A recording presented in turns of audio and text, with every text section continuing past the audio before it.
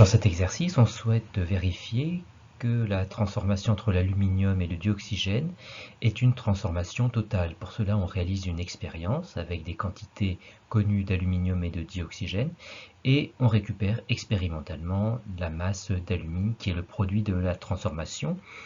Et pour répondre à la question, il va falloir confronter la masse obtenue expérimentalement avec la masse obtenue théoriquement dans l'hypothèse où la transformation est totale.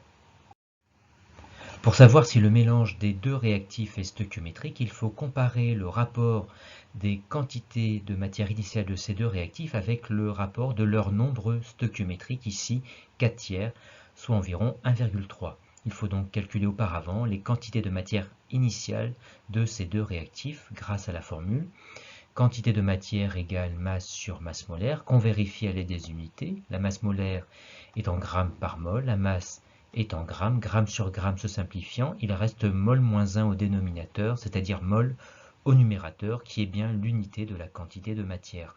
On remplace par les valeurs numériques et on trouve une quantité de 7,04 10 - mol d'aluminium. De même pour le dioxygène, la masse molaire du dioxygène est égale à 2 fois la masse molaire de l'oxygène, soit 32,0 g par mol. On remplace par les valeurs numériques et on trouve une quantité de matière de dioxygène de 6,25 10 - mol. On peut maintenant réaliser le rapport des quantités de matière initiale qui donne 1,13, qui est différent du rapport des nombres stöchiométriques, ce qui signifie que le mélange des réactifs n'est pas stöchiométrique. Ce rapport des quantités de matière initiale est inférieur au rapport stöchiométrique, ce qui signifie que ce rapport n'est pas suffisamment grand pour atteindre le rapport stöchiométrique, ce qui signifie que la quantité de matière d'aluminium n'est pas suffisante pour pouvoir être dans les proportions stöchiométriques, ce qui signifie que l'aluminium est le réactif limitant.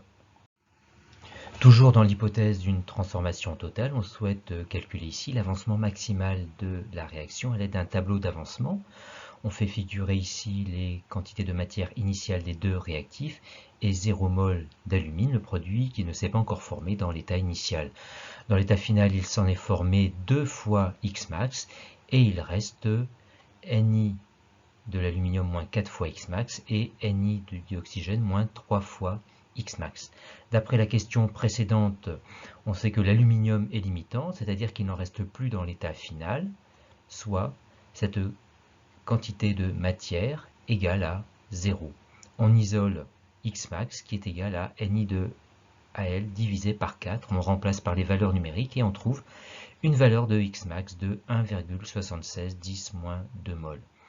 On peut en déduire la quantité d'alumine obtenue théoriquement dans l'hypothèse où la réaction est totale. Cette quantité de matière correspond, d'après le tableau d'avancement, à 2 fois Xmax.